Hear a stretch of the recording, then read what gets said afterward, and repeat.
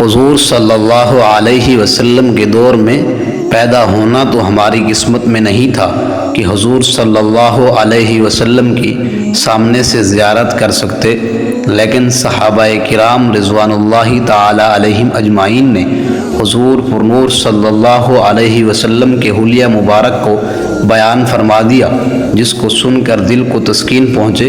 تو آئیے جانتے ہیں حضور صلی اللہ علیہ وسلم کے حلیہ مبارک کے بارے میں۔ بسم اللہ الرحمن الرحیم۔ نبی اکرم صلی اللہ علیہ وسلم کے رنگ میں سرخی اور سفیدی کا حسین امتزاج تھا۔ آنکھیں مبارک بڑی ہی پرکشش، بھویں واضح، بال سجدے مگر ہلکے گھنگریالے، ریش مبارک گھنی اور دونوں مونڈھوں کے بیچ فاصلہ تھا۔ آپ کی گردن مبارک جیسے چاندی کی چھاگل، ہتھیلی اور قدم پر گوشت تھا۔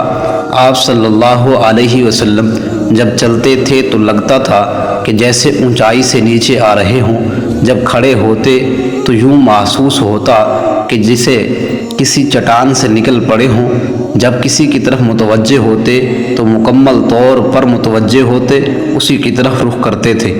آپ صلی اللہ علیہ وسلم کے چہرے مبارک پر پسینہ کے قطرے موتی کی مانند چمکتے ہیں۔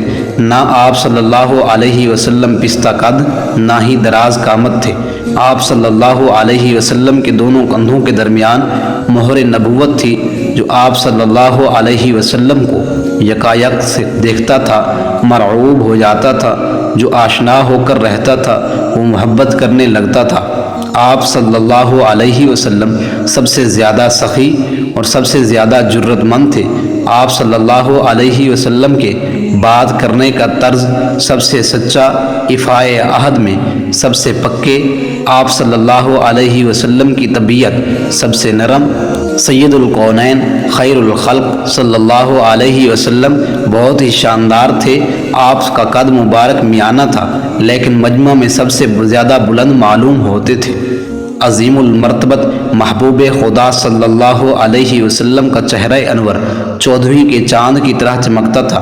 یہ حسن اور خوبصورتی اس طرح سے تھی کہ گورے رنگ کے اندر کچھ سرخی دمکتی رہتی تھی، جس سے کمال درجہ کشش پیدا ہو گئی تھی۔ آپ صلی اللہ علیہ وسلم کے رخسار نہایت ہی پیارے، شفاف، ہموار اور نرم تھے۔ فخر دو عالم صلی اللہ علیہ وسلم کی پیشانی مبارک کشادہ تھی۔ ابر خمدار، باریک اور گنجان تھے۔ دونوں ابر جدا جدا تھے، ایک دوسرے سے ملے ہوئے نہ تھے۔ دونوں ابروں کے درمیان ایک رگ تھی جو غصہ کے وقت ابھر جاتی تھی۔ ہادی عالم صلی اللہ علیہ وسلم کے موئے مبارک کانوں کی لو تک تھے۔ سر کے بیچ میں مانگ نکلی رہتی تھی۔ بال ہلکی سی پیچیدگی لیے ہوئے یعنی بلدار تھے۔ محسن اعظم صلی اللہ علیہ وسلم کی آنکھیں مبارک بڑی اور خوش رنگ تھیں، جن کی پتلی نہایت سیاہ اور جن کی سفیدی میں سرخ ڈورے پڑے رہتے تھے، بلکہ دراز تھی۔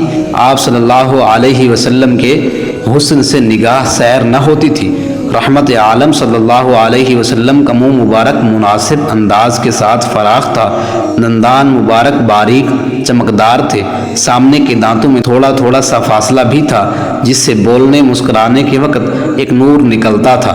سرور عالم صلی اللہ علیہ وسلم کی ناک مبارک پر ایک چمک اور نور تھا، جس کی وجہ سے ناک مبارک بلند معلوم ہوتی تھی۔ آقا نامدار صلی اللہ علیہ وسلم کی داڑھی مبارک بھرپور گنجان بالوں والی، جس نے آپ صلی اللہ علیہ وسلم کے حسن کو اور بھی زینت دے دی تھی۔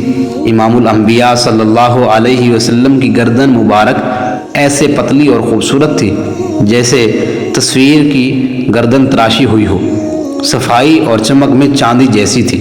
حضرت علی رضی اللہ تعالی عنہ فرماتے تھے کہ آپ صلی اللہ علیہ وسلم کے دونوں شانوں کے درمیان مہر نبوت تھی۔